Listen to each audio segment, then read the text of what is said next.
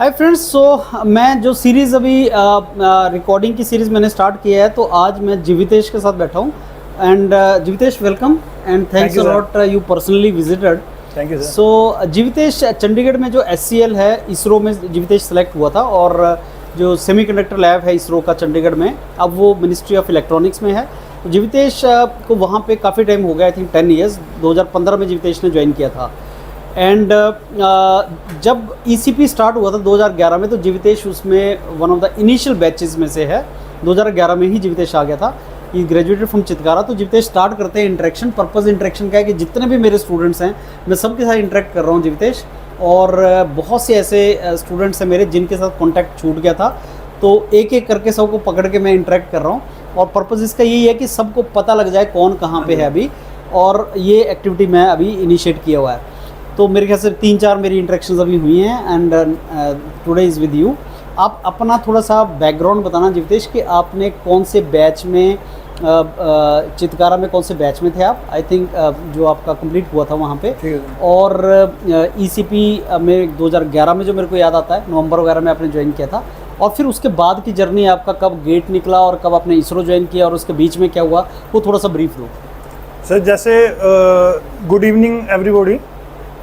जैसे 2009 में चितकारा मैंने बीटेक ज्वाइन की, तो उसके बाद 2013 पास आउट हूँ मैं। 9 to 13 बैच। हाँ जी, 9 to 13 बैच है। एंड जब आपने भी 2011 के अराउंड 11 में आया था मैं। हाँ, चितकारा जब ज्वाइन किया, तो आपसे ही गाइडेंस मिली।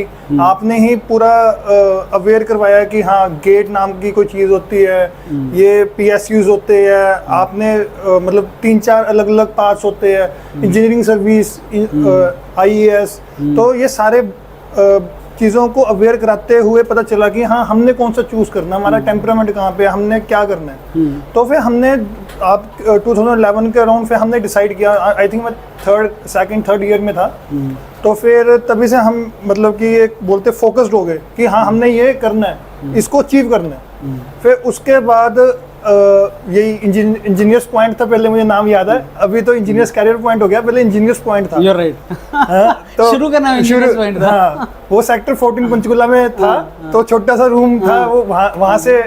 तो वहाँ से हमने स्टार्ट किया, अपनी जर्नी स्टार्ट की। ठीक है, तो वहाँ से हमें ना स्किल्स डेवलप भी होने शुरू हो गए कि प्रोफेशनल लेवल पे कैसे करना है, कैसे हमने मेंटेन करना है। कॉलेज में कुछ नहीं बताया जाता। ठीक है, तो उसके बाद 2011-12 के करीब हमने फिर अच्छे से पैशनेटली परस्यू करना शुरू किया कि गेट को हमने फोकस करना है। प्रॉपर गेट ओरिएंटेड अप्रोच कैसे रखनी है, ठीक है, क्या क्या सब्जेक्ट्स को फोकस करना है, कि कौन कौन से एरियाज में स्पेसिफिकली फोकस करना है, ताकि गेट के स्कोर अच्छा आए। हाँ। और उसके बाद फिर क्या अप्रोच रखनी है, इंटरव्यूज, और अलग अलग लेवल पे कौन कौन सी डेट्स पे आपके एग्जाम्स निकल रही है, उसको भरना, ये वो, मतलब हर एक चीज़ इधर हमें इंस्टीट्यूट में बताई गई।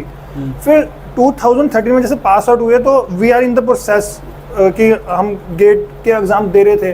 तो जब हम जैसे कि आई थिंक 3 मंथ्स हो चुके थे, तो फर्स्ट गेट का हमने एग्ज़ाम दिया था। बट उसमें हमें पता था कि हाँ, इतनी प्रिपरेशन नहीं है। जो बंदे 1-1 साल की प्रिपरेशन कर रहे हैं, हम उनसे कम्पीट कर रहे हैं, तो वो हम कम्पीट नहीं कर सकते। बट हमने ट्राई किया, तो उसमें भी मुझे याद है कि 100 में से 50 स्कोर आया था। अच्छा। तो मतलब 7000 के करीब रैंक था उस टाइम पे। फिर हमने 1 साल ड्रॉप किया। ठीक है, 2013 में 2014 ड्रॉप किया। अच्छा। वो मैं बोलता हूँ कि वो एक ऐसा था कि जो फाउंडेशन मेरी बनी। मुझे हर एक एग्जाम, मैंने इसरो का एग्जाम दिया, फिर बाद में IITC के एग्जाम दिए, अलग अलग एग्जाम्स होते हैं, वो दिए। वो फाउंडेशन जो 1 साल में वो हमने मतलब इंस्टीट्यूट के गाइडेंस पे जो हमें वो फाउंडेशन मिली, वो एक्सपीरियंस काम आया। अच्छा। तो फिर मुझे याद है 2014 में अराउंड जून-जुलाई के अराउंड इसरो का एग्ज़ाम दिया मैंने। वो इसरो का एग्ज़ाम दिया, वो क्लियर हो गया। फिर इंटरव्यू आया, दिल्ली में इंटरव्यू थी। ठीक है, तो वो दिल्ली में इंटरव्यू के बाद अराउंड फेब 2015 रिजल्ट आया इसरो का कि आप सिलेक्ट हो गए हो। ठीक है, तो फिर मतलब कि बाय गॉड्स ग्रेस मुझे इधर ही मिल गई, मेरे घर के पास ही मोहाली में ही मिल गई। मोहाली में सेमीकंडक्टर लैब है। तो मीनवाइल मैंने और अलग अलग और भी, जैसे गेट का एग्जाम तो मैं दे रहा था, तो मेरा जो सबसे बेस्ट रैंक है वो आई थिंक 1500 रैंक है। तो वो उस टाइम की बात है, वो IAS में भी ना तब शायद प्रीलिम्स होता था, कुछ होता था, तो प्रीलिम्स मेरा क्लियर हो गया था। ओके। और उसके अलावा IITs में भी मैं दे रहा था, और मतलब काफ़ी ना, मतलब अलग अलग लेवल पे एयरफोर्स का भी मैंने दिया हुआ था। तो अभी इसरो में क्लियर हो गया, तो मैं बाकी फिर मैंने हाँ वो बंद कर दिया। एयरफोर्स में मैं 2-3 बारी हुआ कि वो SSB होती है, तो कॉन्फ्रेंस हो जाता बंदा, तो वो उस लेवल पे मैं जा चुका था। तो अगर थोड़ा हार्डवर्क करता शायद एयरफोर्स में भी निकल जाता। बट ये है कि वो इसरो में 2015 मार्च में मैंने ज्वाइन कर लिया था। तो मतलब जो इंजीनियर्स कैरियर पॉइंट का एक मुझे बहुत बढ़िया ये चीज़ लगती है कि हर एक बच्चे का अपना एक टेस्ट होता है। मेरा टेस्ट हमेशा ये था कि मैंने ऐसी जॉब करनी है कि वो वाली मैंने जॉब नहीं करनी है कि यार सरकारी दफ्तर वाली है कि ऐसे बैठे रहो अपना काम करके 9 से 5 चल जाओ। ठीक है, मैं अपने आप को स्किल डेवलपमेंट बोलते हैं कि हाँ क्रिएटिविटी की तरह, हाँ क्रिएटिविटी एवरी डे एक चैलेंज की तरह मान के उसको देखना। ठीक है, वो मुझे इसरो में मिल गया। मतलब अच्छा, इसका डिटेल मैं अभी आपसे डिस्कस करूंगा जीवितेश कि इसरो में प्रोफाइल कैसा है, और मैं अभी आपसे डिस्कस कर रहा था। तो SCL जो है बड़ा रेप्यूटेड एक लैब है, अब तो मिनिस्ट्री ऑफ इलेक्ट्रॉनिक्स में आ गया, लेकिन इसरो का बहुत ही ज़्यादा रेप्यूटेड। और आज की डेट में फैब्रिकेशन और क्लीन रूम की जो हम बातें कर रहे थे वो मैं चाहूँगा आप सब लोगों को बताएं। लेकिन उससे पहले एक बहुत ही इंपॉर्टेंट पॉइंट जो शायद स्टूडेंट्स के लिए बड़ा यूज़फुल है, गेट एक एग्ज़ाम है, और गेट जब आप प्रिपरेशन करते हो तो और साथ में बहुत से एग्जाम्स निकलते हैं। आप एक टिपिकल एग्जांपल हैं खुद इस चीज़ का कि साहब गेट में तो रैंक जितना एक्सपेक्टेड था आपका नहीं हिट हुआ होगा, लेकिन इसरो जो एक हाईली रेप्यूटेड ऑर्गेनाइजेशन है उसमें आपका जॉब लग गया। इसका मैसेज ना ये जाता है कि आप अगर मेहनत करोगे, आपको ट्राई जरूर करना है। जैसे यू वर टेलिंग के मैं एयरफोर्स के लिए भी ट्राई कर रहा था, IITs के लिए ट्राई कर रहा था, आपको ट्राई सब जगह करना है। यू नेवर नो आपका लक किस डायरेक्शन में आपको लेके जाएगा, तो आपको मेहनत करनी है। ये message is something is very very important. Right sir, मतलब ये मैं मतलब आपने ना मुझे गाइडेंस दी थी, मैं शेयर करना चाहता हूँ। सर हमेशा ये बोलते हैं कि जैसे गेट का एग्ज़ाम है, जो गेट ओरिएंटेड एग्जाम्स है ना, वो ISRO is one of them. ISRO का पेपर देखोगे ना, इसरो, BRC, DRDO, ये सब ना मैं बोलता हूँ कि अगर 100 क्वेश्चन है, 100 में से 70% question are copy paste of previous year question of GATE. Copy paste है सर, मतलब option A B C D है ना, अगर वो गेट में B होगा ऑप्शन, वही B ऑप्शन इसमें होगा, कॉपी पेस्ट है। ठीक है, तो वो जैसे गेट की हम तैयारी कर रहे थे, अब गेट की तैयारी में बस एक मतलब एक मेजर डिफरेंस तो क्या है, इसरो गेट में क्वेश्चंस आते हैं 1 मार्क्स के, 2 मार्क्स के, है ना। आपको अकॉर्डिंगली अपना दिमाग में सेट करके वो करना होता है, नेगेटिव मार्किंग भी होती है। ठीक है, और टाइम भी 3 आवर्स का होता है। इसरो में क्या था, इसरो में से 2 आवर्स का टाइम था, 100 क्वेश्चंस थे। आपने हमें एक स्ट्रेटजी बना के दी कि इसमें ना अलग तरीके से चलना है, जैसे गेट में करते वैसे नहीं करना, इसमें ऐसे करना है। 100 क्वेश्चन है, सिर्फ 120 मिनट है, टाइम बहुत कम है। ये नहीं है कि एक क्वेश्चन आपको आता है और वो लेंथी है उसमें ही लगे रहो, नहीं। आपने बोला था कि सारे क्वेश्चन को पहले देखो, जो ऑन द स्पॉट आते हैं ना उसको टिक कर दो और भर दो उसको, मतलब एकदम गो थ्रू करो, जो सबसे इजी क्वेश्चन है उसको मार्क करो, ताकि जो आपका कोई छूटे क्वेश्चन ना छूटे। कई बच्चे क्या होते हैं कि 2-3 क्वेश्चन पहले आ रहे होते हैं, वो लेंथी क्वेश्चन है, ठीक है, वो उसमें स्टक कर जाते हैं, आधा घंटा उसी में स्टक कर जाते हैं, तो टाइम वो पीछे का क्वेश्चन का मिलता नहीं है, सही है ना, तो फिर वो मिस हो जाता है। मेरे जो दोस्त थे, मेरे मतलब क्लोज फ्रेंड्स थे, उनमें से 1-2 का ऐसे हुआ कि यार मेरा तो छूट गया, यार मैंने 20 क्वेश्चन नहीं किए, मैंने 20 क्वेश्चन में से 10 क्वेश्चन उसको आते होते हैं, तो वो कहाँ का कहाँ पहुँच जाता है। तो वो मैंने स्ट्रेटजी की और मैं मतलब काफी अच्छे रैंक आया उसमें मेरा। ठीक है, तो एक तो गोड ओरिएंटेड तैयारी है और हर एक पेपर का अपने एक स्ट्रेटजी बना के चलो, अलग होता है। हाँ, इसरो का 100 क्वेश्चंस है एंड 120 मिनट है। गेट में 65 क्वेश्चंस है, मेरे टाइम पे 65 क्वेश्चंस थे, अभी हुई है। हाँ, और 3 घंटे है, दोनों में बहुत अलग है, बट कंसेप्ट अलग, मतलब कंसेप्ट बिल्कुल सेम है, मतलब सेम सब्जेक्ट्स पढ़ रहे हैं, सेम टॉपिक्स पढ़ रहे हैं, लेकिन अप्रोच अलग है एग्जाम के लिए। Right sir, very true. अच्छा जीवितेश, आपने 2015 में ज्वाइन किया इसरो। अब ब्रीफली ये बताओ कि 2015 में जब आप ज्वाइन किया तो एक डेजिग्नेशन मिलता है साइंटिस्ट का, तो आपको क्या डेजिग्नेशन था, और 10 साल में आप कहाँ पे हैं, प्रेजेंटली किस पोजीशन पे हैं, और ये 10 साल का कैसी आपकी जर्नी थी, ये ब्रीफली अगर आप बताएं। मैं मतलब सबको ये भी बताना चाहता हूँ कि जैसे आप ज्वाइन करते हो ISRO, DRDO, BRC, they are centre of excellence in their respective field, ठीक है, irrespective of central government job. इसकी जॉब्स है वो थोड़े हाई लेवल पे मानी जाती है, तो इसमें इंसेंटिव्स भी एक्स्ट्रा मिलते हैं आपको। इसको बोलते हैं परफॉर्मेंस रिलेटेड इंसेंटिव्स। तो वो अगर मैं नॉर्मल कोई से गवर्नमेंट, सेंट्रल गवर्नमेंट एम्प्लॉय बन जाता हूँ, ठीक है, लेट से उसमें मुझे 10 लाख मिल रही है, तो इसमें आपको 12 या 13 लाख मिलेंगे, मतलब एग्जांपल के तौर पर बता रहा हूँ। अब 2015 में जब मैंने ज्वाइन किया तो मैं साइंटिस्ट इंजीनियर SC एक कोड होता है, उसमें मैंने ज्वाइन किया। और क्या होता है कि इसमें एक खास बात ये है इसरो, DRDO, BRC में, इसमें जो आपकी प्रमोशंस होती है ना, वो टाइम बाउंड होती है। टाइम बाउंड मतलब 4 इयर्स में ऑटोमेटिकली आपको इंटरव्यू के लिए जाना पड़ता है प्रमोशन के लिए, as per your performance and the rate given by your head, वो आपको बुला लेते हैं। अगर आपकी बहुत अच्छी रेटिंग है तो आपको वो ऑन टाइम बुलाएंगे, 4 इयर्स में आपको ऑन टाइम बुलाएंगे। तो मेरी 2019 में फर्स्ट प्रमोशन हुई, वो मैं SC से SD बन गया। फिर 2019 से लेके 2023 में मेरी सेकंड प्रमोशन हुई है। अब उस टाइम पे मैं 2023 में D2E बन गया, तो अभी मैं SE हूँ। ओके। तो काफी अच्छा जंप आता है, रिस्पॉन्सिबिलिटीज में भी जंप आता है और आपके पे स्केल में भी जंप आता है। अच्छा जीवितेश, आपने बताया कि टाइम बाउंड है जैसे, तो यार डायरेक्टर तो एक ही होता है, तो एक लेवल के बाद मेरे को लगता है कि वो आपकी परफॉर्मेंस बेस्ड भी होता होगा, और हर कोई तो टॉप लेवल पे नहीं जा पाता। Right sir. तो आपसे ये भी पूछूंगा कि कितने टाइम बाद डायरेक्टरल पोजीशन के ऊपर आदमी चला जाता है, मतलब कितने सालों के बाद, और वो कौन सा साइंटिस्ट होता है, और वो किस बेस पे डिसाइड होता है कि साहब टॉप लेवल तक कौन जाएगा? Right sir. अब सर जो जैसे ना director is a designation based वो पोजीशन, हाँ पोजीशन होती है, ठीक है। डायरेक्टर तो एक ही बन सकता है, ठीक है। वो SG एक ना आउटस्टैंडिंग साइंटिस्ट, डिस्टिंग्विश साइंटिस्ट से नीचे आउटस्टैंडिंग साइंटिस्ट होता है। डिस्टिंग्विश साइंटिस्ट तो चेयरमैन के लिए वो हो जाता है। जो आउटस्टैंडिंग साइंटिस्ट अगर बन गया है बंदा, उसके मतलब आउटस्टैंडिंग साइंटिस्ट कई बारी उसके नीचे होती है एक G लेवल की। ये 2 पोजीशन है जो बंदा लेवल पे हो जाता है। और ऐसे नहीं है कि आपकी तो टाइम बाउंड प्रमोशन हो रही है। मैं बोलता हूँ कि किसी सेंटर में हो सकता है कि 10 या 15 G लेवल के हो या आउटस्टैंडिंग साइंटिस्ट हो, पर उसमें से तो एक ही बंदा बनेगा।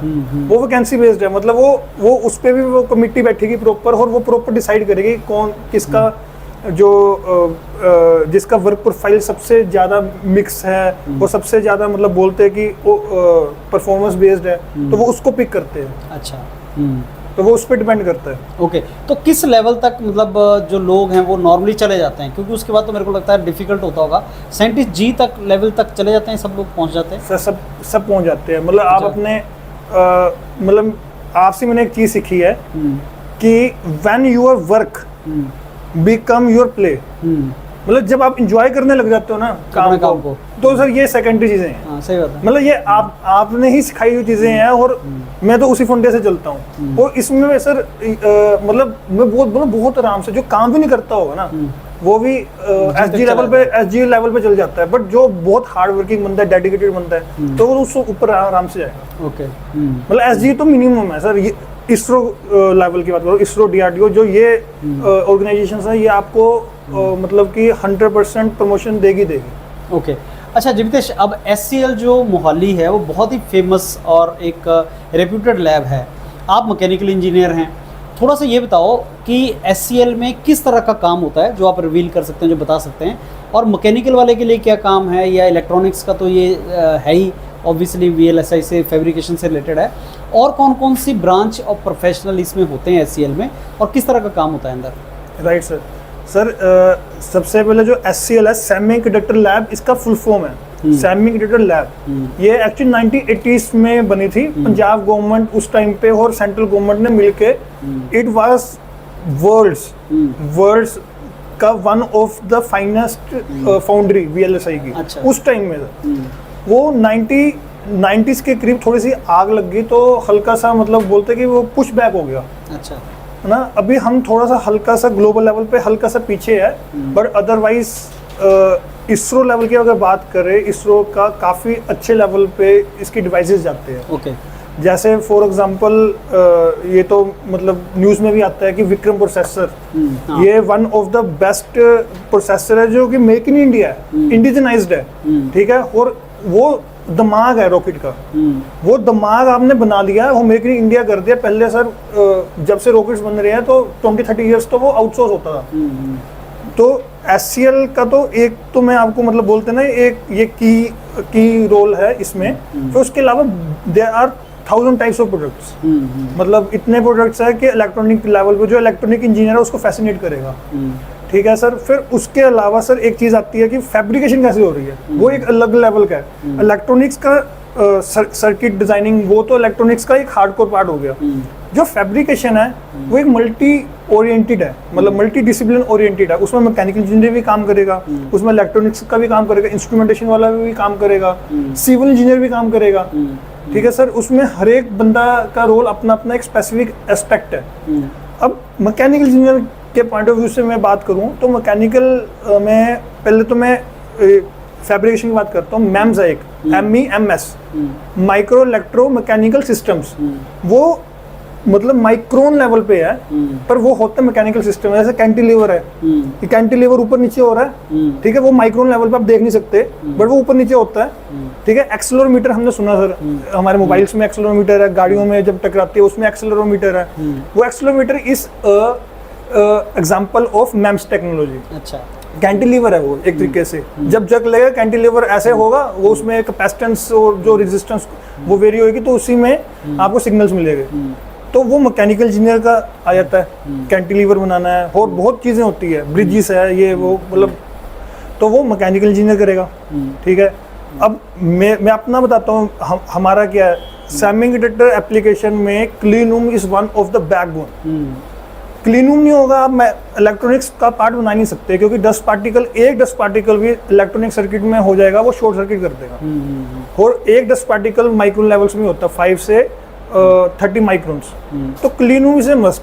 वो क्लीन रूम इतना स्ट्रिंजेंट होता है कि ये पूरे इंडिया में is one of the best benchmark of clean room.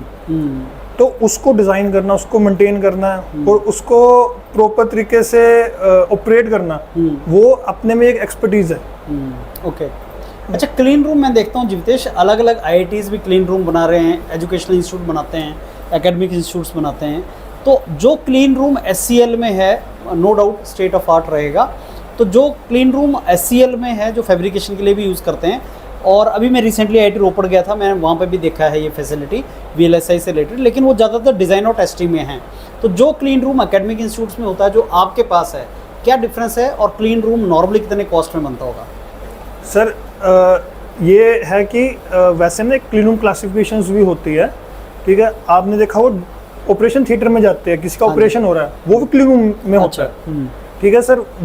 Pharmacy में जाते हो, कैप्सूल्स बनते हैं, वो भी क्लीन रूम में हो रहा है। क्लीन रूम की बहुत वास्ट एप्लीकेशंस है। तो मैं आपको एक क्लासिफिकेशन है, एक स्टैंडर्ड है, उसके हिसाब से अगर चलूँ, ऐसे होता है कि class lakh, class 10,000, class 1000, class 100, मतलब वो 10 का मल्टीपल होता है। अच्छा, तो वो लाख से शुरू होता है, वो 1 तक जाता है। अच्छा, class 1 is the most stringent, class 1 lakh is the most unstringent, मतलब क्रीनीलेस लेवल उसमें कम है 1 लाख में। तो 1 लाख से 10,000, 10,000, जो 10,000, 10,000, 1 लाख, ये फार्मेसी, ऑपरेशन थिएटर, ये इसमें यूज होते हैं। अच्छा, क्लास 1000 सर, जैसे आपने बोला कि IIT रोपड़ में और IIT, हाँ, जहाँ IIT academic point of view से कहीं पे थोड़ी बहुत फैब्रिकेशन चल रही है, तो वो क्लास 1000 तो होगा मिनिमम। अच्छा, क्लास 1000 एंड 10,000 इन दोनों में वो मिक्सचर होगा, ठीक है। अब सर बात आती है, इससे थोड़ा और स्ट्रिंजेंट जाए टेस्टिंग। वो टेस्टिंग में हल्का सा बोलते हैं वो 1000 क्लास ही रहेगी, 10,000 भी नहीं रहेगी। अब आती है फिर VLSI फैब्रिकेशन। अच्छा, जहाँ पे प्रॉपर आपकी फैब्रिकेशन हो रही है, प्रॉपर प्रोसेसेस हो रही है, सर वो क्लास 1 भी चल जाती है। क्लास 1 जो सबसे स्ट्रिंजेंट है। क्लास 10, क्लास 100 ये तो माइक्रो इलेक्ट्रॉनिक्स प्रोडक्शन का मेजर चंक रहता है इस क्लीन रूम जो क्लीनिनेस लेवल है। तो मतलब इसी में ही जितने भी VLSI फैब्स है ऑल ओवर द वर्ल्ड और इंडिया में भी वो क्लास 1, 10 एंड 100 के अराउंड रहती है। अच्छा। और इसकी जो सर आपने कॉस्ट की बात की है सर, ये भी बहुत ना एक वेरिएबल फैक्टर है। ये वेरिएबल फैक्टर कैसे है कि एक तो एरिया हो गया, आप अगर सपोज करो ये रूम है 150 स्क्वायर फीट का, इसका क्लीन रूम बनाना है, ये सर लैक्स में भी आ सकता है clean room point of view से, ठीक है। बट अगर आप ये एरिया बहुत बड़ा है, जैसे VLSI फैब में इस around 10,000 square feet, more than 20,000 square feet भी हो सकता है, ठीक है। तो उसमें तो सर वो करोड़ से ऊपर ही आती है बात, मतलब वो बहुत वेरिएबल फैक्टर है। उसको हम ऐसे बोल सकते हैं कि 5 से 10% ऑफ द इंफ्रास्ट्रक्चर हम ये बोल सकते हैं क्लीन रूम कॉस्ट। अच्छा, अब आपका जो जीवितेश इसरो में आपने ज्वाइन किया था SCL मॉली, और अब ये मिनिस्ट्री ऑफ इलेक्ट्रॉनिक्स की लैब है, तो इससे आपकी जो प्रोफाइल है उस पर क्या इम्पैक्ट पड़ा है? एंड फ्यूचर में you will continue working in SCL, या ऐसा हो सकता है कि इसरो की जो और लैब्स हैं, because this lab is of ministry of electronics not department of space, तो आपका फ्यूचर किस तरीके से अनफोल्ड होने वाला है? सर वैसे तो वर्क प्रोफाइल की बात की जाए तो कोई फ़र्क नहीं है। मिनिस्ट्री ऑफ इलेक्ट्रॉनिक्स का एक तो एडमिनिस्ट्रेटिव पॉइंट ऑफ व्यू से वो गया हुआ है, जो मेरे वर्क प्रोफाइल है वो एज इट इज़ ही है। वो तो एडमिनिस्ट्रेटिव पॉलिसीज़ होगी, ठीक है, आपकी प्रमोशन पॉलिसीज़ होगी, और किस तरीके से एडमिनिस्ट्रेशन चलनी है वो मिनिस्ट्री ऑफ इलेक्ट्रॉनिक्स अपने हिसाब से चलाएगी। अदरवाइज वर्क प्रोफाइल जैसे क्लीन रूम में देख रहा हूँ, पहले भी क्लीन रूम देखता था, अभी क्लीन रूम देख रहा हूँ, ठीक है। उसके अलावा जो अभी ऐसे बोल रहे हैं कि कुछ परसेंटेज ऑफ एम्प्लॉइज वो डिपार्टमेंट ऑफ स्पेस में थे, इंक्लूडिंग मी, तो अभी वो शायद हो सकता है कि वो डिपार्टमेंट ऑफ स्पेस वाले कॉल बैक करे या मिनिस्ट्री ऑफ इलेक्ट्रॉनिक्स को होल्ड करे, तो ये अभी डिसीजन पेंडिंग है। ओके। तो वो हायर जो अथॉरिटीज़ है हमारी, मिनिस्ट्री ऑफ इलेक्ट्रॉनिक्स हो गया और PMO पार्लियामेंट हो गया, वो उस लेवल पे पहुंची हुई है ये बात। अच्छा, उस लेवल पे डिसाइड होगा? हाँ, उस लेवल पे डिसाइड होगा। ओके। अच्छा जीवितेश, अभी 10 साल आपके कंप्लीट हो गए हैं, कैसी रही अभी तक की जर्नी आपकी इसरो के साथ, और अगले 10 सालों के बाद का आपको क्या लगता है विज़न? सर मैं इसको 2 पार्ट्स में बाइफरकेट करता हूँ। वैसे मैं पहले इसरो पॉइंट ऑफ व्यू से जाता हूँ। इसरो में जो वर्क कल्चर है वो कोई भी गवर्नमेंट सेटअप के वर्क कल्चर से बिल्कुल डिफरेंट है। यहाँ पे रिसर्च ओरिएंटेड है। यहाँ पे मुझे कभी रियलाइज नहीं हुआ कि मैं मतलब गवर्नमेंट एम्प्लॉई हूँ। मतलब गवर्नमेंट एम्प्लॉई हम कभी, आप जाना सरकारी दफ्तर, आपका हमेशा ना एक बोलते हैं ना कि इमेज बनी हुई है कि यार 9 to 5 वाला बंदा है, चाय का टाइम हो गया, लंच का टाइम हो गया, चलो भागो, ऐसे वो है ना। कभी मुझे फील नहीं आई कि यार ये ऐसी की जॉब है, मेरी गवर्नमेंट जॉब है। पर सारी जो प्रिविलेजेस है वो गवर्नमेंट की ही है। बट बहुत ही अच्छा कल्चर है। जो हमारे सीनियर्स हैं, जो हमारे मेंटर्स हैं, ऊपर के हेड्स है, वो इतने ज़्यादा कोऑपरेटिव है कि कोई गलती होती है, हाँ हम हैं, आप अपना काम करो, अपना जो आपने सोचा वो करो। मतलब इस तरीके का सपोर्ट है, बना रखा। हाँ, बना रखा है। तो उसमें एक बंदे का बोलते इनोवेशन भी रहती है, लर्निंग कैपेसिटी भी रहती है, और आप प्रोजेक्ट्स अच्छे से एफिशिएंटली करते हो। तो ये बहुत अच्छे है।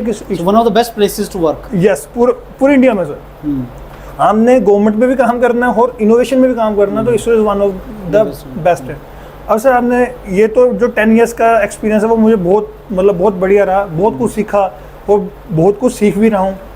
जो अगले से 10 साल है, इसरो पॉइंट ऑफ व्यू से बात करूं, मैं 10 साल की नहीं से मैं 50 साल की बात कर रहा हूँ। 50 साल तक का हमारा विजन है इसरो का। 50 साल मतलब 2050 तक का विजन है।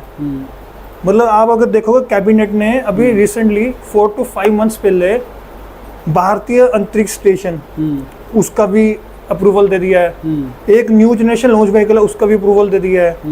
मून पे इंडियन जाएगा, उसका भी वो दे दिया है। ठीक है, अभी रिसेंटली चंद्रयान जाएगा, वहां से सैंपल कलेक्ट करेगा और वापस आएगा अर्थ पे, उसका भी दे दिया। मतलब एवरी 5 years और सो एक स्पेसिफिक माइलस्टोन दिया हुआ है। तो काम की तो सर कोई कमी है नहीं है, और इनोवेशन की उसकी भी कोई कमी नहीं है। मतलब इधर सब बोलते हैं ना कि ये सोच के कि हम इसके लिए काम कर रहे हैं, ये विजन के लिए काम कर रहे हैं, तो सब ऐसे डेडिकेटेडली काम करते हैं, तो उसका मतलब एक और ही अलग है। तो ये इसरो का है। तो अभी मैं भी यही सोचता हूँ कि हाँ इसरो में जाऊँ, तो मैं सारे मतलब कि जो बडिंग यंगस्टर्स हैं, प्रोफेशनल्स हैं, हाँ मैं उनको ये बोलता हूँ, अगर आपको ये लगता है कि हाँ मेरा जो काम है वो साइंटिफिक और मतलब कि मैं हमेशा ना साइंस से जुड़ा रहूँ, क्योंकि कुछ समय बाद ना 10-15 साल बाद आप ना मैनेजर बन जाते हो, मैनेजर टाइप बन जाते हो। इसरो में मैनेजर तो बन ही जाते हो, बट आपका जो साइंस बैकग्राउंड है ना, जो साइंटिफिक टेम्परामेंट है, वो कभी नहीं छूटता, वो हमेशा रहता है। तो इसरो को आंखें बंद करके आप पकड़ो अगर आपका विजन है। दूसरा एक मतलब कि अपना एक प्राइडनेस भी रहती है कि हाँ यार हम इसरो के लिए काम कर रहे हैं, इंडिया के लिए काम कर रहे हैं, ये जो मैं सैटेलाइट बना रहा हूँ ये उधर मून में जाएगा, ये मैं जो रॉकेट बना रहा हूँ ये इधर जाएगा, तो एक सेल्फ मोटिवेशन भी रहती है, तो उसमें बंदा 100% रहता है, तो उसमें मैं तो सेटिस्फाइड हूँ। चलिए, वेरी नाइस।